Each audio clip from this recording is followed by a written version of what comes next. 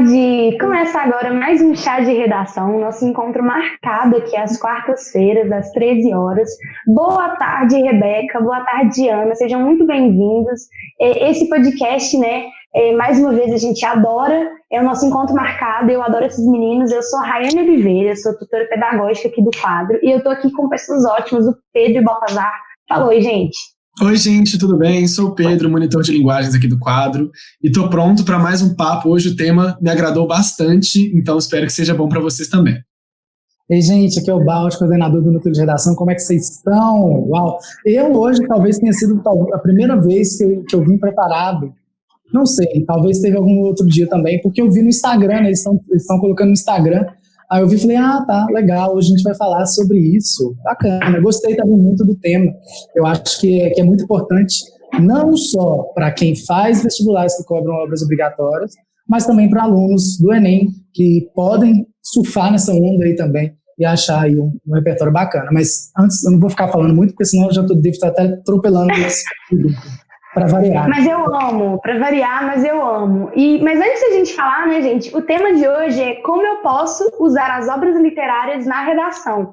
Essa também foi uma dúvida sugerida, dessa vez não foi pelas redes sociais, foi pelos nossos alunos mesmo do quadro, muitos alunos que já têm um conhecimento bacana de como usar um repertório filosófico, mas não sabem muito bem como enquadrar obras literárias dentro desse repertório, né? Mas antes da gente falar desse podcast maravilhoso, vamos fazer uma retrospectiva? Pedro, você fala pra gente como é que foi o outro podcast? Falo. No último podcast a gente falou sobre as provas militares e as particularidades da redação nessas provas. Então a gente comentou sobre vestibulares como ITA, IME, AFA, SPSEX e outras bancas. O Balt deu dicas ótimas para qualquer aluno qualquer vestibulando que queira prestar essas provas e fazer. E, Balt, acho que foi basicamente isso, falando de coisas mais gerais sobre a redação, sobre algumas coisas sobre estrutura, mas também sobre preparação, sobre como conciliar exatas e redação. Foi bem bacana o papo. A gente falou sobre todos esses aspectos que a gente já vinha falando, ao longo do tempo. A gente já está aqui no ar há bastante tempo, então muitas das dicas a gente foi pincelando dos outros episódios, mas formatando para esse público que necessitava desse chacoalho, a gente pode falar assim, a respeito da escrita textual. A gente falou sobre também, acho que talvez o ponto mais importante seja sobre a importância dela para os vestibulares militares, e fizemos também, inclusive, uma coisa que eu acho fenomenal, que é uma retrospectiva, uma projeção, a gente pegar o que já vinha acontecendo, o que está acontecendo e o que provavelmente vai acontecer quando a gente pensa na redação desses processos seletivos. A gente vê que a redação tem sempre uma importância muito grande e a tendência é ela se tornar ainda mais forte aí nos processos seletivos. Sim. Maravilhoso, Foi também um tema ótimo. E, gente, antes da gente começar, eu queria só falar com vocês que teve uma mudança, Quem vai fazer o Unicamp, é interessante falar que teve uma notícia que a Unicamp divulgou no dia 4, que ela diminuiu, a lista de obras literárias de 12 obras para 7.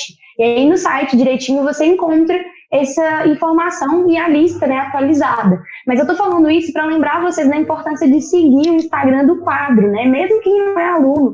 É uma rede de informação sobre vestibular. Muitas vezes a gente tá bem informado, mas isso acaba não chegando, perto seja na notícia da televisão, seja até mesmo na internet. Então, quando você é bem informado, você também segue fontes bem informadas. Então, vem seguir o quadro, quadro EAD, tá? E você encontra a gente no Instagram. Então, bora começar, A primeira pergunta eu vou seguir. A gente sempre está falando de repertório, E a gente tem, inclusive, um podcast que fala sobre os tipos de repertório, e dentro do tipo de repertório tem o literário. Eu queria que o Balt fizesse, um começo, uma introdução do que seria esse tipo de repertório dentro da redação, o que significa ele. Tá. Então, a gente tem diversos tipos de repertório, porque a gente pode selecionar de diversas formas aí, dependendo do nosso conhecimento, da nossa bagagem cultural. O repertório, ele bebe exatamente dessa nossa bagagem cultural, porque a gente é muito acostumado a escrever uma redação pesquisando, esse tipo de repertório. Então, acaba que no processo de prática, a gente começa a adquirir repertórios, Só que no dia da prova a gente não vai ter, claro, a gente não vai ter essa possibilidade da gente pesquisar esses repertórios. Então é muito importante que vocês já tenham, né? A gente falou sobre isso especificamente sobre o podcast Repertórios. A gente falou sobre como vai ser o repertório, se não me engano, é esse o título do episódio. E a gente falou sobre como fazer para adquiri-los e manter esses repertórios sempre frescos na cabeça da gente. Quando a gente fala de repertório, acho que quando a Rai chama de tipo literário de repertório, seja realmente o tipo de repertório que a gente bebe das obras literárias. E isso a gente entra num embate muito grande, que ainda é um embate que não está plenamente resolvido na parte da teoria da literatura, que é o que é, de fato, literatura. A gente tem textos literários, né? A gente consegue ver que existem obras que são tidas como textos literários mesmo, né? Como literatura, e existem outras que não são literatura. E a gente entra já naquele debate do tema sobre o que é gênero textual, sobre o que é tudo isso, e a gente percebe que realmente literatura é muito difícil da gente colocar mesmo como obra literária. Por exemplo, uma carta, um gênero textual, beleza, ela tem o intuito ali de promover isso, portanto, ela é uma literatura, né? Mas, às vezes, alguém escreve algo por escrever, né, e que é algo, sei lá, é sentido, né, para a maioria das pessoas, a maioria dos leitores, e com o passar do tempo alguém vai lá, acha esse documento e coloca, publica como, sei lá, um texto literário e passa a ganhar uma ênfase maior. Então é muito importante a gente pensar que o tipo literário está em constante mudança. Os gêneros, como a gente já viu, eles estão crescendo muito, e essa questão do que é literatura e não é literatura está muito ligada ao que a sociedade acha e o que a sociedade não acha que é literatura. Por exemplo, um gênero textual pode ser, sei lá, uma receita de bolo. Mas uma receita de bolo é literatura? Depende. Se alguém pegar essa receita de bolo, colocar numa obra e tal, aquilo pode se ressignificar, né? Então isso é muito importante pensar que o que é literatura está em constante mudança e ainda não é um debate. Mas quando a gente pensa em tipo de repertório, a gente tem sempre que lembrar, é claro, dos famosos livros, das obras literárias. Temos as obras literárias que são obrigatórias em alguns vestibulares, temos as obras literárias que a gente lê por gosto. Nós somos um dos países que menos lê no mundo, né? E inclusive saiu, esses dias eu vi uma reportagem muito interessante que falava que nós, brasileiros, estamos lendo muito menos com o avanço das redes sociais. Enfim, a gente está lendo de uma forma diferente e muita gente não sabe filtrar exatamente como funciona esse tipo de situação, né? Ou seja, as pessoas estão evitando de utilizar de leitura de cânones e tudo mais, e isso talvez até por conta, né, do grande crescimento que o Enem teve. O Enem não cobra, né, obras literárias, então as pessoas acabavam sendo direcionadas a um tipo de leitura por causa de uma determinada obrigação. Então o hábito de leitura não faz parte do nosso contexto, e a gente até já discutiu isso muito quando a gente falou sobre a dificuldade de escrever.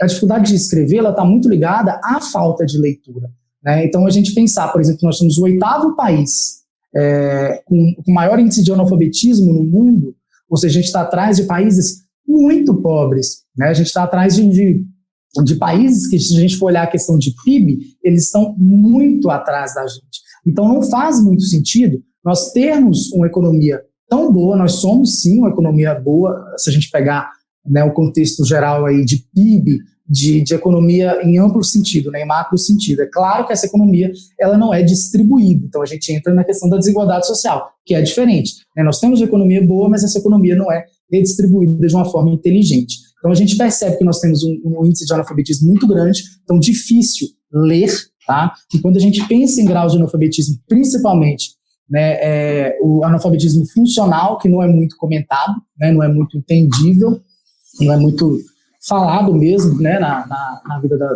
dos alunos e tudo mais. Então a gente percebe que é um repertório de mais difícil acesso. No entanto, ele é muito, muito legal de se utilizar. Por quê? Porque eu considero a leitura, eu leio menos hoje. Hoje eu não estou mais na faculdade, já me formei, né, e eu costumo dizer que no meu dia a dia eu leio bastante, né? Eu leio redações, eu leio artigos, eu leio, enfim, comentários dos alunos, né, vou lá na monitoria e tudo mais. Então eu leio, o meu trabalho é ler, basicamente, né? Então quando eu chego em casa, realmente eu quero exercer outras funções, então eu tenho lido cada vez menos. No entanto, é importante a gente manter uma certa produtividade.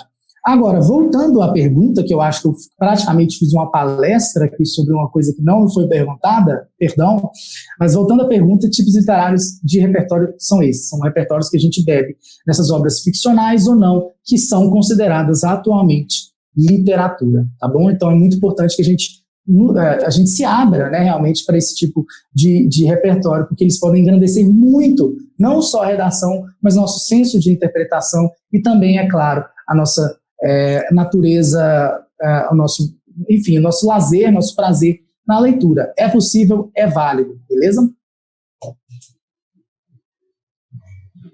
Acho que o Balti arrasou na palestra. Eu só ia comentar. Eu também só queria comentar, gente, que algo que o Balti está falando é que também o vestibular, se vocês não sabem, fez uma renovação na sua consideração de literatura. Então, os alunos aí, os navegantes, que normalmente olham as listas de obras literárias lá para o finalzinho, vão encontrar aí álbuns, né?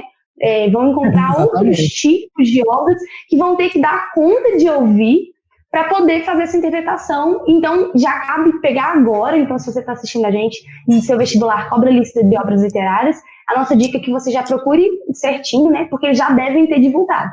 Isso é importante, porque, por exemplo, se a gente pensar que um álbum de música até então não era considerado algo literário, talvez alguns álbuns de música, por exemplo, sei lá, a construção do Chico Buarque, aí vai lá, pega aquela letra toda elaborada, toda ritmada, toda metrificada, enfim, toda pensada, e que tem um patamar social de aceitação maior. Por exemplo, o pessoal acha que o Chico Buarque, por ser intelectual, por ser isso, ele tem uma certa autoridade para falar, e tem também, mas existem outras. Vocês escutaram o Caetano Latino, né?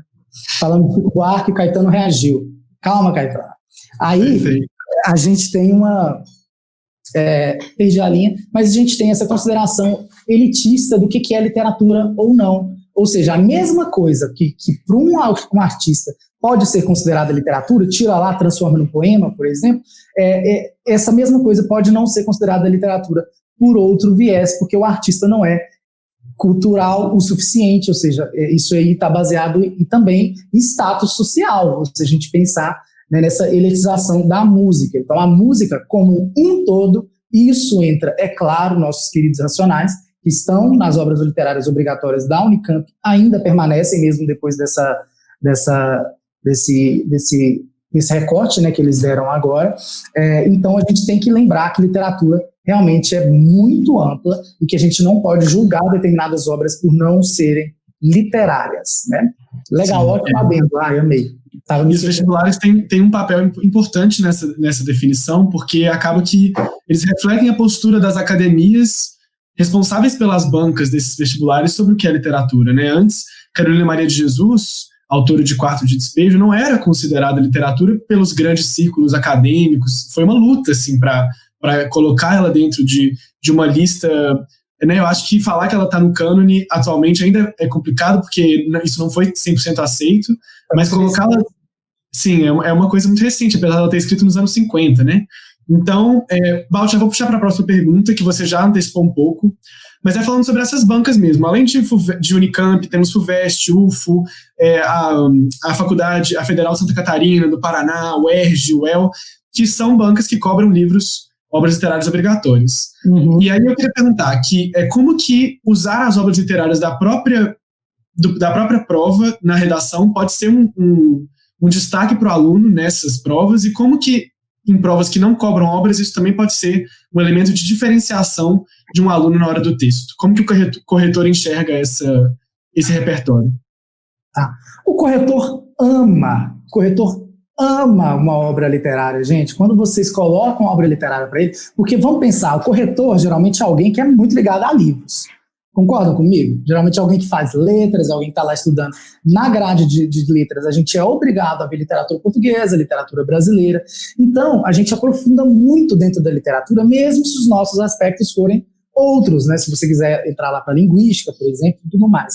Mas a gente é obrigado a ver a literatura. E quando a gente se encara uma obra literária numa redação, a gente fica muito feliz. Isso aí é até uma estratégia argumentativa, às vezes a gente pensar em argumentação para o sentido, tal, dialética e tal, você utilizar aí esse tipo de coisa para você conquistar o seu público-alvo, por exemplo, que é o corretor da redação. Então, a gente ama ler um aluno que tem conhecimento de obra literária. É muito inteligente se utilizar de uma obra literária que caia no seu vestibular. Isso é muito importante porque geralmente tem uma ligação, tá? Se a gente percebe, por exemplo, ano passado, a prova do ITA cobrava, por exemplo, o Alienista, o conto do Machado de Assis, né? E a gente percebe que no conto tinha um debate ético e um debate moral sobre o avanço de estudos científicos no geral, né? No caso, ligados à psique humana. Então a gente percebe que no próprio conto estava sendo abordado de certa maneira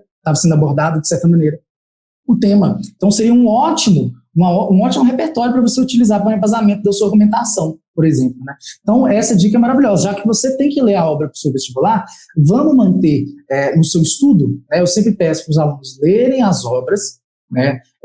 Depois fazerem um resumo com suas próprias palavras para revisitar essa obra depois, para ficar sempre fresco na cabeça de vocês, a questão dos personagens e tudo mais, é claro, mantendo o mapa mental também disso, da estrutura, narração, tempo, espaço, essas coisas maravilhosas que a gente tem que fazer, né? Então aí vocês façam essa análise das obras, mas durante a leitura e durante essa análise, vocês selecionem possíveis eixos temáticos que a gente pode trabalhar aquela obra. Por exemplo, o Alienista, a gente poderia falar sobre isso, sobre ética e ciência, por exemplo. É um eixo temático grande que poderia ser abordado de diversos temas, como foi, por exemplo, abordado no ano passado.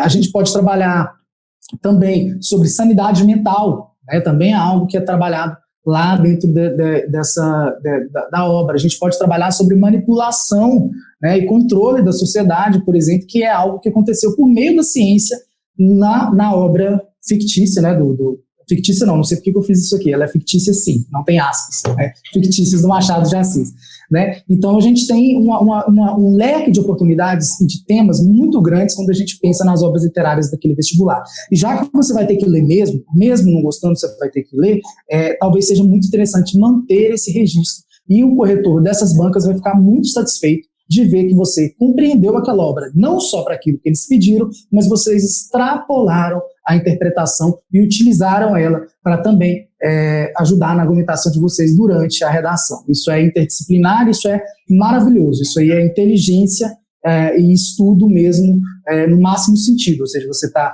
prevenindo tempo, você está prevenindo, né, enfim, uma série de coisas que você vai poder economizar aí do seu tempo para aplicar já esse conhecimento. Inclusive algumas bancas, uma banca que eu acho extraordinária e que ela mantém ainda uma singularidade muito grande, mesmo em tempos de unificação de processo seletivo, é a banca da URGS, né? A banca da URGS, a banca da Faculdade da Universidade Federal do Rio Grande do Sul, que eu acho que é uma das únicas do país que mantém uma singularidade imensa quando se pensa em processo seletivo. Porque além de ter as obras obrigatórias, e lá na URGS já caiu, por exemplo, Elis Regina, Tom Jobim, eu fiz aqui inclusive uma pesquisa, e Hamlet, olha para você ver, Shakespeare, caiu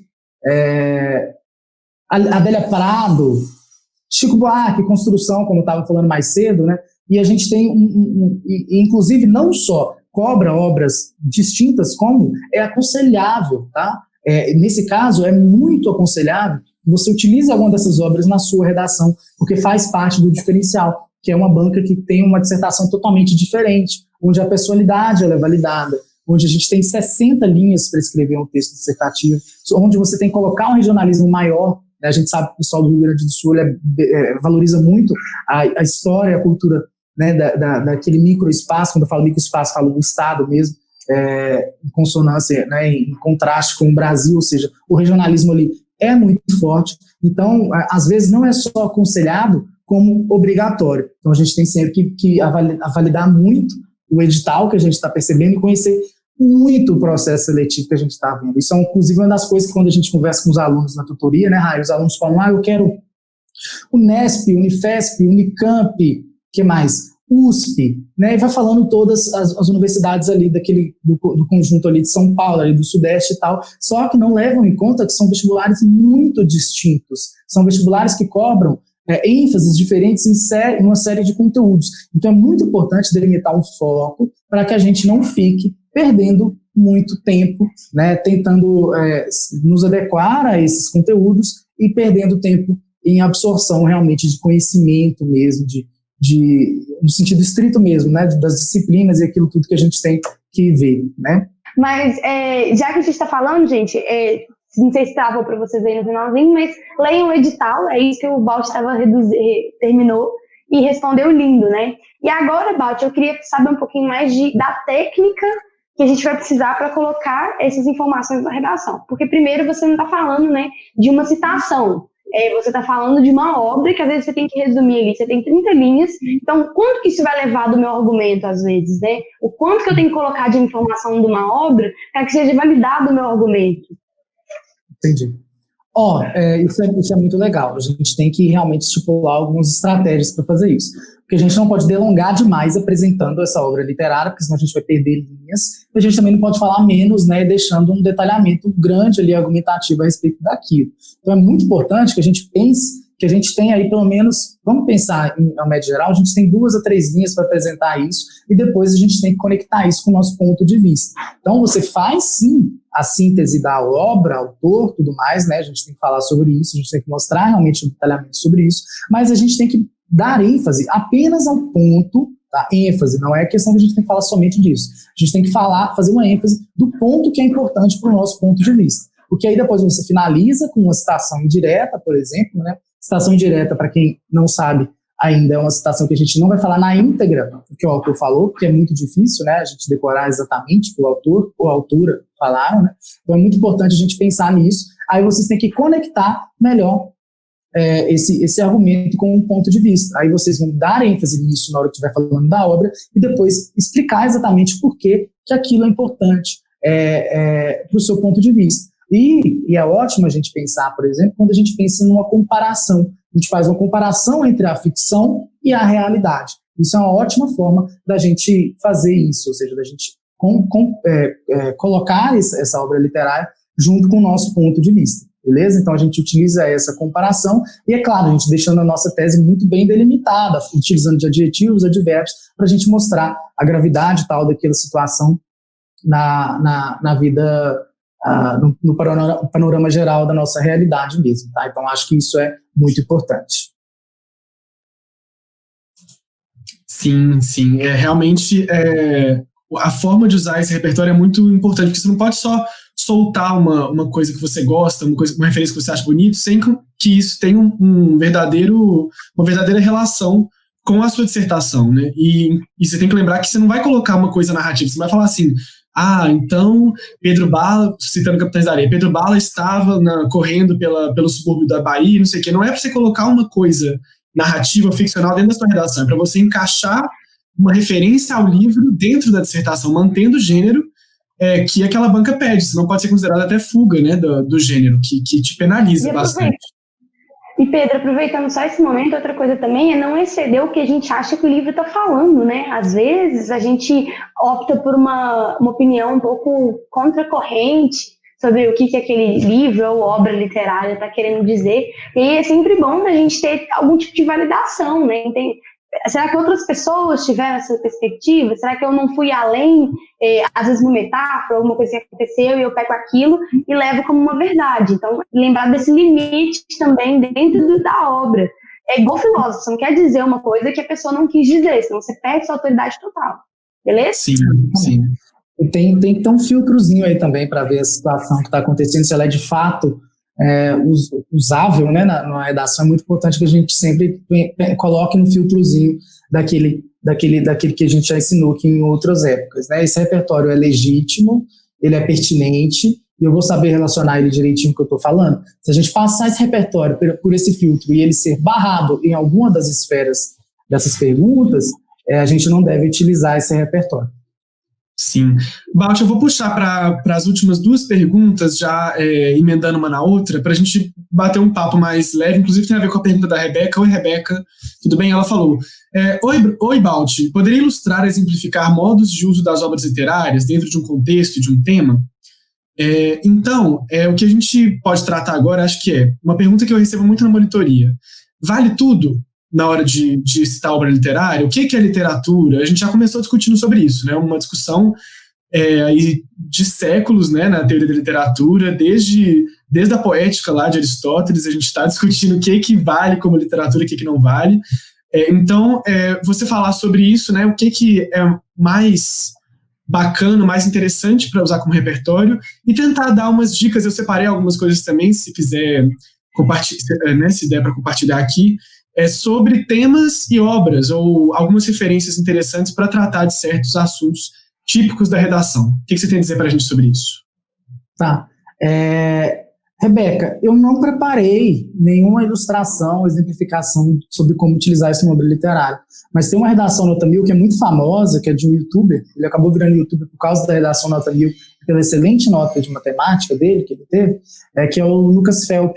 Ele disponibilizou a redação dele, tá, para vocês verem mesmo, para todo mundo ver e conhecer e tal. E na redação dele, que ele tirou Nota 1000, ele citou o livro 1984, do George Orwell, né?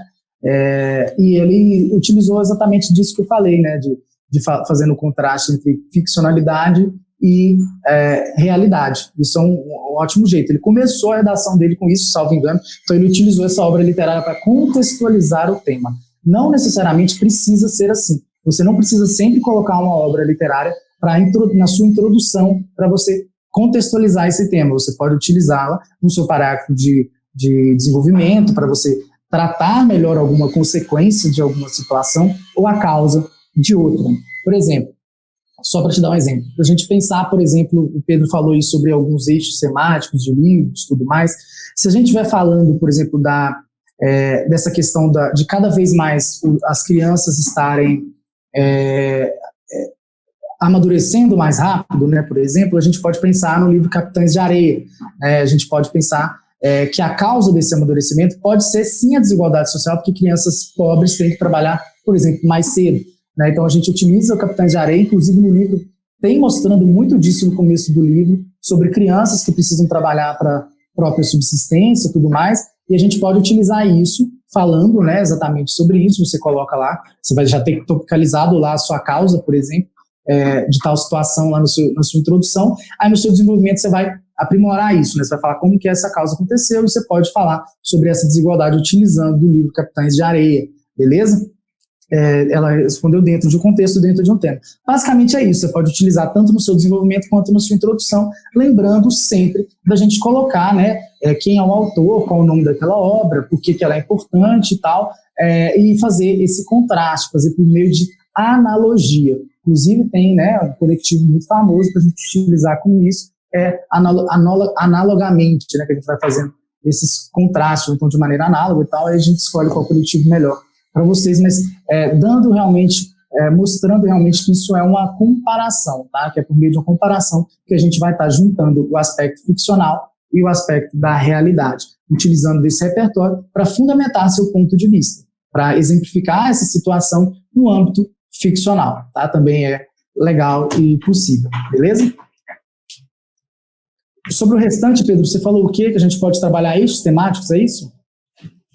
Sim, é porque eu coloquei aqui algumas referências interessantes. Eu acho que uma dica bacana é você prestar atenção ao recorte do seu tema. Por exemplo, se você for falar de uma realidade brasileira, de uma realidade social brasileira, eu acho que é mais interessante você pensar num livro da literatura brasileira, se você quiser usar uma obra literária, sabe? Porque vai ser de um autor que tem experiência com essa realidade, de alguma forma, e personagens que estão inseridos dentro de um contexto mais análogo, mais parecido ao contexto que as pessoas realmente podem vivenciar. Por exemplo, a gente falar de Vidas Secas, na questão da migração nordestina, na questão da pobreza, da seca, falar de Quarto de Despejo, de uma autora que viveu a realidade desigual. Ela é, né, uma autora, Diário de uma Favelada, né, que é o subtítulo atribuído a esse livro. Uma autora que viveu a experiência da desigualdade na pele, do racismo também, do machismo. Ela está, acho que Maria Carolina está em vários aspectos aí que podem ser trabalhados, mas como que é uma autoridade muito válida. A gente falar de, por exemplo, questões mais éticas, morais e filosóficas do Brasil. A gente trazer Quincas Borba, que é uma obra do Machado que traz esse dilema ético através do humanitismo e de como que o brasileiro no século XIX ele cresce a partir de uma lógica muito individualista e materialista e né, uma ótica burguesa nociva, ou trazer, por exemplo, O Triste Fim de Policarpo Quaresma, que é a história de um homem, também no final do século XIX, que tem uma grande desilusão com a grandeza do Brasil, né? O que acontece para que Policarpo Quaresma tenha um fim em que ele percebe que tudo que ele mais acreditava e mais valorizava no Brasil faz parte de uma república falida em alguns sentidos. Então, deixa eu pensar outros temas aqui. A questão da mulher, trazer autoras femininas para esse tema, em vez de trazer visões masculinas. Então, falar das autoras mais antigas, por exemplo, a Jane Austen ou a Louise May Alcott, que escrevem obras fenomenais como Mulherzinhas e Orgulho e Preconceito, que falam de famílias marcadas pelo patriarcalismo, mas que têm mulheres com desejo de emancipação. Falar de Conceição Evaristo, autora negra contemporânea, que fala sobre a questão da mulher negra, da mulher periférica no Brasil. Falar sobre Clarice Lispector e Hilda Ilst, que são autoras e poetas um pouco mais herméticas em alguns sentidos, mas que trazem essa questão da emancipação do corpo feminino, da figura feminina na sociedade. Tem muitas coisas, né? Eu acho que trazer os modernistas para falar de um passado colonial e de uma herança, por exemplo, Macunaíma, trazer poemas de Oswald e de Mar de Andrade para falar sobre a língua brasileira, né? O português, os preconceitos, a questão do índio, Iracema, a imagem do índio como herói, só que na verdade um herói desvalorizado. Muitas coisas, eu acho. Falei um monte de títulos, mas só para dar um panorama, assim. Eu acho que é muito válido, né, a gente mostrar alguns livros, principalmente obras canônicas e tal, mas eu só queria ressaltar, né, que como o Pedro falou, assim, todo livro ele pode servir para algum tema. Então, não tomem como obrigatoriedade os cânones e tudo mais. Tem muita gente na literatura contemporânea fazendo, né, coisas incríveis que a gente pode utilizar. Inclusive, como eu falei, a música também é considerada já há algum tempo, mas cada vez mais pelas partes acadêmicas como algo também ligado à literatura, né, como parte integrante disso e que pode realmente ser utilizado em diversas coisas. Por exemplo, só de obras obrigatórias aqui, a gente já falou de Construção, do Chico Buarque, Elis Regina e Tom Jobim, os Racionais, né, que também estão entrando em vários debates aí a respeito sobre isso. Então é muito importante que vocês sempre tenham consigo que vocês não necessariamente precisam ler cânones em geral para que vocês façam uma redação.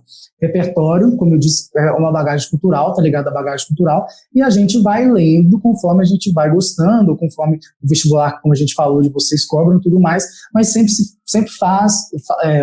vocês têm que se fazer essa pergunta após ler uma obra, né? Ou seja, como que eu poderia utilizá-la? Né? Mesmo que seja, sei lá, Gustavo Lima, sabe? A gente pode problematizar uma série de situações aí no sertanejo, inclusive ressaltar também a importância do lugar, né, da mulher no sertanejo, que tá modificando aí também já há bastante tempo, já é um assunto antigo, né, mas elas cada vez mais estão lutando por um espaço de relevância na música sertaneja, que, se a gente for levar em consideração, é uma música muito machista, né, e então ao tempo a gente consegue problematizar. Então tudo que vocês ouvem, tudo que vocês leem, tudo que vocês escutam, tudo que vocês assistem, tudo que vocês façam serve de repertório para alguma coisa. O que a gente tem sempre que se perguntar é como que a gente vai transformar isso em argumentação, como a gente vai utilizar desses repertórios para ajudar naquele ponto de vista determinado.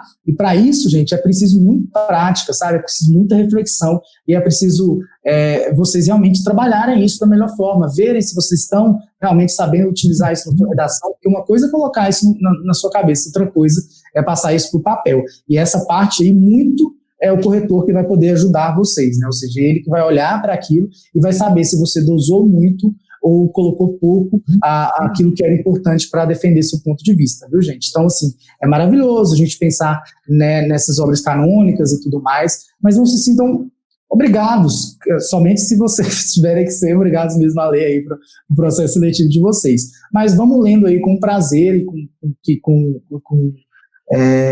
com parcimônia aí, é claro, a rotina de cada um, né, para a gente ver e utilizar esses repertórios agora.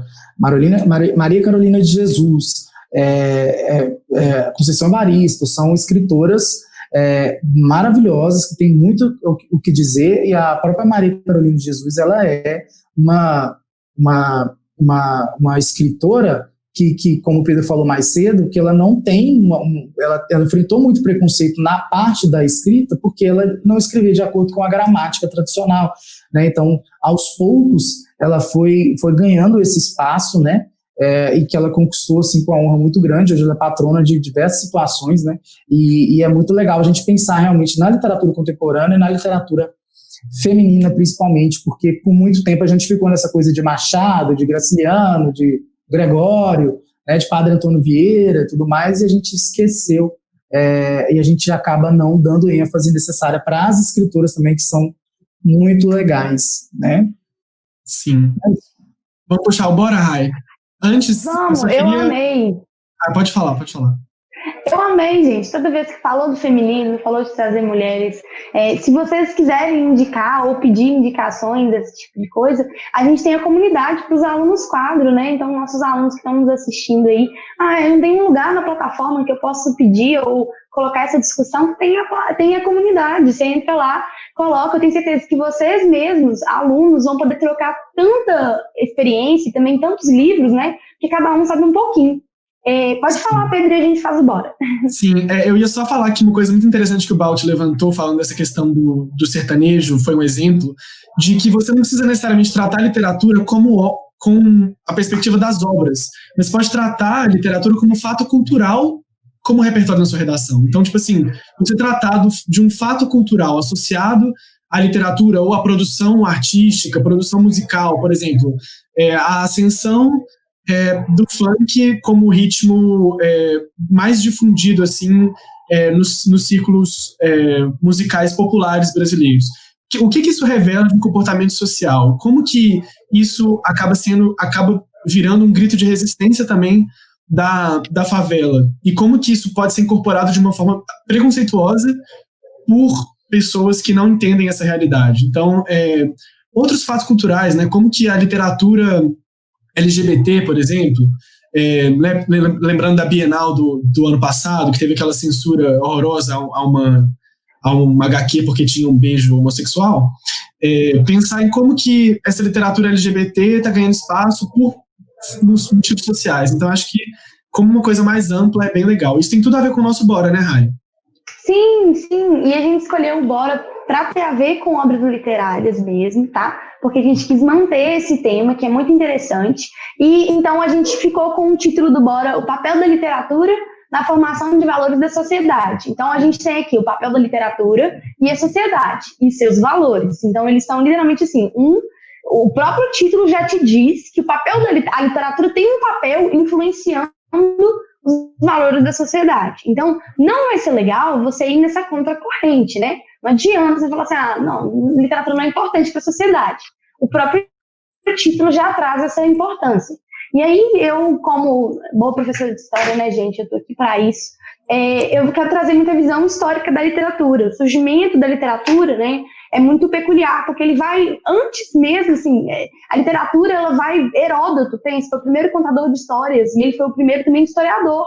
Então, tipo, existe essa contracorrente, porque já existia o contador de histórias épicas, mas não existia aquele que falava do comum, aquele que falava do que acontece comigo, o que acontece com você, né? Que também é uma educação moral. E é por isso que surgiram esses primeiros contadores de história, que precisava se ensinar, né? Na Roma Antiga e na Grécia Antiga você vai ver isso ainda muito no viés da peça, porque você não tinha ainda a questão da escrita, você não conseguia fazer com que as pessoas tivessem acesso à leitura. Então, a peça era uma forma de uma literatura moral, uma educação pela literatura moral. Então, depois disso, quando a gente finalmente tem, né, o boom da edição, você tem com a reforma industrial, a Revolução Industrial, você tem a imprensa como a grande, assim, quebra barreiras nesse sentido. Então, com a imprensa, você tem agora os primeiros contos épicos da colonização. Então, tudo isso, tá vendo? Eu falei aqui de desigualdade, no sentido que a literatura, desde quando ela surgiu, ela não era para todo mundo, não do livro, porque você precisou passar por uma grande reforma para que isso chegasse aos públicos comuns. Então, dá para você usar a literatura para falar da democratização do acesso à literatura, né, no sentido cultural mesmo. Por exemplo, pensando num tema como do ano passado, do Enem. E depois que a gente tem essa história, a gente também tem que pensar na questão teórica. Por que a gente dá para uma criança, por exemplo, um livro que tem uma moral? Porque a gente aprende pelo exemplo. Então, nós nos reconhecemos nos grandes personagens que nós lemos, porque eles nos ajudam a resolver nossos problemas, ou até saber mesmo o que evitar. E isso é interessante de trazer, que nem toda literatura é exemplar no sentido positivo. Existe um exemplar no sentido negativo. E você também pode usar em seu benefício. Quantas obras, né, a gente não tem tão preconceituosas no Brasil? A gente teve tantos autores que excluíram as mulheres, que excluíram os negros, e você pode utilizar da redação deles para mostrar essa exclusão, né? Então, eu queria saber agora o que os meninos pensam, que eu falei um tantão sobre, né? Como sempre. Mas e aí, gente, o que vocês acharam do tema? Eu gostei, achei legal. Quando a gente pensa, acho que você falou muito interessante as coisas que você trouxe, principalmente voltadas a alusões histórico-culturais. A gente pensar que realmente o contador de histórias ele tinha um papel fundamental nisso. E depois, né, a gente tem algumas culturas também que trabalham isso como teatro, né, que foi algo que você falou, a gente pensar aí na Grécia e em Roma e tal, né, que foram os berços aí dessa obra literária, né, desse gênero textual que é o teatro, que inclusive é muito lindo, tem muitas obras maravilhosas. E a gente tem que pensar, por exemplo, quando a gente vê o papel da literatura, o tema já está entregando para a gente aí que o papel é importante, né, na formação dos valores. A gente não pode colocar dizendo que não, né, como a Rai falou. Então, a gente, só pelo tema, assim, sem analisar os textos motivadores, a gente já percebe que a gente tem que dar uma ênfase bacana nisso para a formação de valores. Aí não é qualquer, a gente não pode, por exemplo, restringir apenas para um recorte temático específico, a não ser que os textos motivadores trouxessem alguma coisa assim. Isso, como a gente está avaliando só o tema aqui, a gente não tem isso. Então, a questão de valores sociais é muito importante estar ligada àquela questão já antiga, já muito debatida de moral e ética, né? Moral, eu gosto mais dessa interpretação de moral de Hegel, né? Que ele fala que a moral é uma coisa, né, subjetiva da gente, tal, que ela está colocada no indivíduo, mas que você tem responsabilidade sobre essa moral quando se trata da sociedade. Aí entraria a questão da ética, né? Ou seja, a ética ligada a essa coletividade e a moral, essa questão individual. Então a literatura tem muito, né, o papel tem muita força quando se trata de criação, de aprimoramento, né, de indivíduos, ou seja, ela tem uma função social. E essa função, a gente percebendo pelo tema, ela é de extrema importância. Então, a gente tem que realmente dar essa ênfase, tá, quando se trata de um tema como esse, e trazer para um viés mais filosófico ou mais histórico, como a Rai trouxe aí, é fundamental. Talvez mais do que citar algo ficcional, porque a gente está falando de, né, literatura. Então, seria uma coisa quase meio que metalinguística aí, né? Então, a gente teria que utilizar de uma literatura para falar de uma literatura. Então, eu aconselharia voltar mais os olhos para essas questões de valores, né? Isso a gente pode beber demais na filosofia, né? Temos lá o batido Kant, temos aí o Hegel, como eu trouxe, né? E a gente pensar nesses valores nesse sentido amplo, tá? Realmente esse moralzinho da história, como a Rai falou, e dando, é claro, a ênfase a esse papel. Então seria o eixo que eu levaria aí, e talvez a gente falar quais seriam, por exemplo, as problemáticas ligadas à não perpetuação dessa literatura, ou seja, o que a sociedade pode perder quando a gente tira esse papel fundamental, mostrando também os lados negativos da falta da literatura para embasar a importância que ela tem na nossa sociedade. Seria por onde eu iria se eu estivesse fazendo essa redação, sem olhar para os textos motivadores, é claro. Eu acho que é interessante também a gente trazer uma perspectiva crítica, né, de crítica literária e talvez um pouco de teoria literária através de grandes pensadores que a gente tem como no Brasil, como Antônio Cândido, Alfredo Bozzi, inclusive citar Cândido se está fazendo FUVEST vai ser um arraso, porque eles adoram ele lá. Antônio Cândido, Bozzi, Silviano Santiago, pensando em críticos contemporâneos como o grande crítico francês Antoine Compagnon, que é sensacional, não só para questões de literatura, mas de sociedade. Eles tratam de aspectos parecidos no sentido de uma relação entre a literatura como um sistema que envolve o leitor, o autor e o contexto em que eles estão inseridos. Então nós temos essa ligação muito íntima e muito próxima entre o que é a sociedade, o mundo, a realidade e o que é a literatura. Mesmo que ela seja muito ficcional, poética, ela vai ter um reflexo dessa necessidade humana de ficcionalizar, de criar poesia, de criar beleza, ou de criar narrativas que ajudem a ordenar coisas básicas da vida, tipo relações familiares, relações temporais, relações de amor, relações de vingança, sentimentos, né? E isso vai muito para as questões morais e éticas da sociedade. Como que, através da literatura, você plasma esses valores através de narrativas que são, geralmente, coisas que a gente consegue digerir, por serem coisas que nos levam para o mundo da imaginação, por serem coisas que nos levam para realidades bonitas, que a gente tem muitas vezes prazer de ter contato. Outra coisa que eu queria comentar... Pode falar, Balti. A gente pode falar, por exemplo, da questão da mimesis, né? Acho que essa questão é conhecida por nós três, né? Mimesis tanto de Aristóteles quanto de Platão e tal, e acho fundamental. Só queria fazer esse adendo aí. Teve outra coisa que você falou que eu queria muito comentar sobre. Companhão. Campanhão maravilhoso, eu acho, um dos teóricos literários extraordinários. É uma leitura muito intricada, mas assim, ele é fundamental, porque ele pegou o que vários outros já tinham dito, né, juntou e meio que pincelou aquilo para fazer um sentido mais simples da situação. Na época que ele lançou o livro, né? Acho que agora já tem que vir um outro Campanhão para simplificar o que Campanhão falou, que é realmente muito complicado. Até o nome dele é complicado, você imagina que ele escreve. Mas assim, é de uma riqueza muito grande. E para quem é interessado em literatura mesmo, não só a historinha, Campanhão entregou tudo de mão beijada pra gente, galera. Então, inclusive o livro dele é muito baratinho, porque ele já é muito antigo, né? Então, acho que já caiu, os direitos autorais são livres e tal, qualquer um pega e faz. E é muito bacana, tá bom? É isso. Sim. E aí isso reforça nessa questão da importância dos valores, gente. Quando a gente vai falar de valor para uma sociedade, igual o Balti está falando da educação ética, educação moral, né? Você tem uma moral que é sua e a moral que pertence ao seu país. Tá? E existe a moral mundial, que vamos dizer seria o que hoje a gente chama da Carta de Direitos da ONU. Tá? Seria essa a referência. Nesse meio, e a gente exalta muito a literatura apenas como aquilo que deve nos dizer como agir, né? Os personagens que devem nos mostrar o que é bom, nos mostrar aquilo que é o triunfo do bem sempre.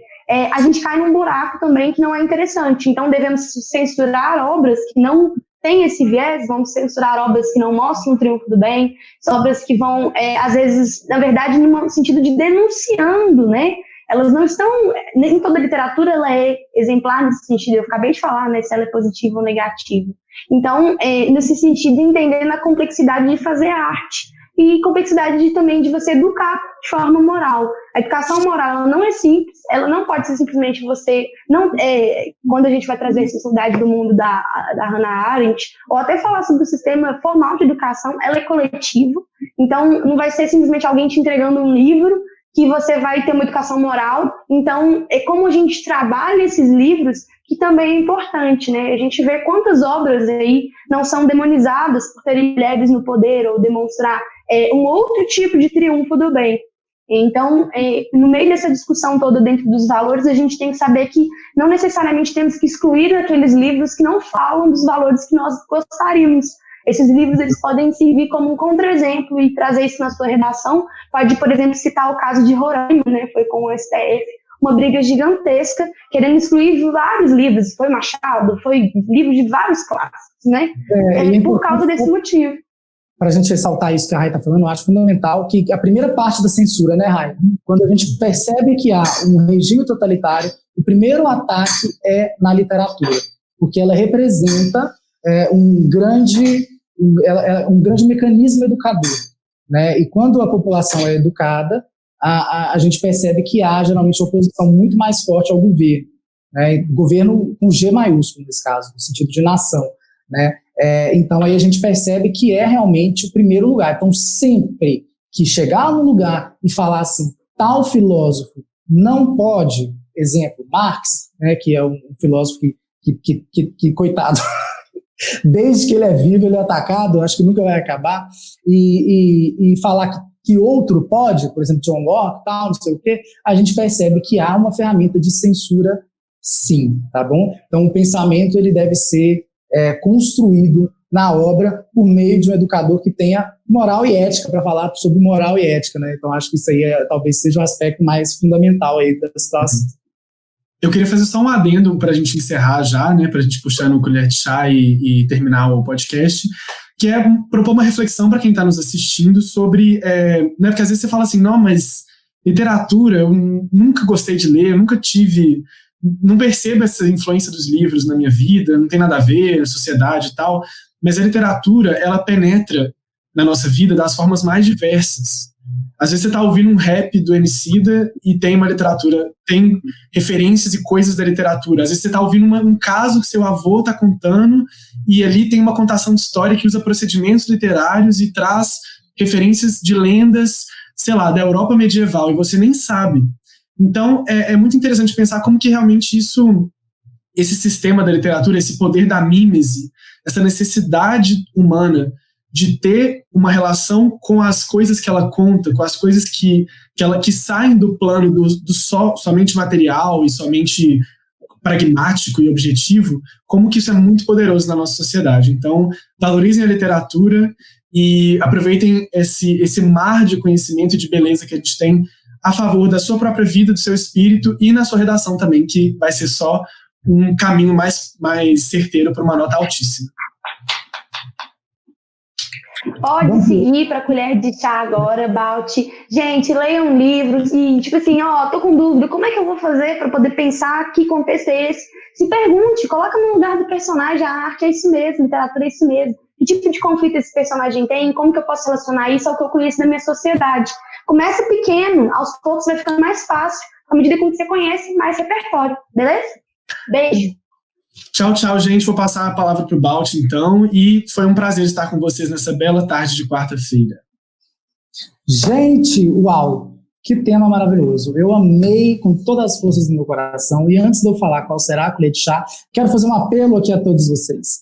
Façam literatura também. Por que não? Você escreva suas próprias histórias, aborde suas próprias situações, coloque isso, publique isso. Quem sabe no futuro você vai ser citado numa redação ou citada numa redação. Frequente lugares onde você estará, né, se você tem esse desejo, estará em contato com escritores contemporâneos vivos, pessoas que estão aí buscando qual será a nova escola literária, qual vai ser o novo movimento. Esse tipo de discussão não está existindo e a gente precisa de pessoas que façam isso para a gente pensar a literatura como um movimento científico e reflexão, é claro, né, e reflexo e reflexão também do momento atual que a gente vive. É muito importante a gente pensar no que a gente vai fazer agora para deixar isso no futuro. Só para falar, talvez alguns não sabem disso, eu sou escritor, imagino que o Pedro também é, todo mundo que faz letra geralmente tem um pé na escrita, tenho peça, tenho livros escritos, então estou aqui fazendo a minha parte para quem sabe no futuro ser utilizado aí numa redação também, e mais do que isso também,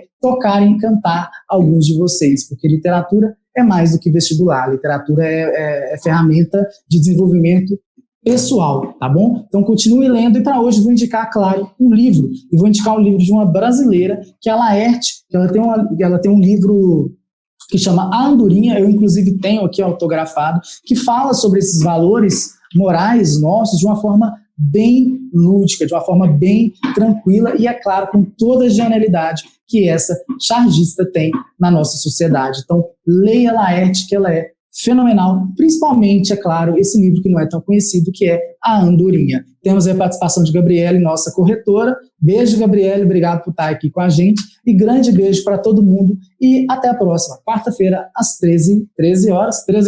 Beijo!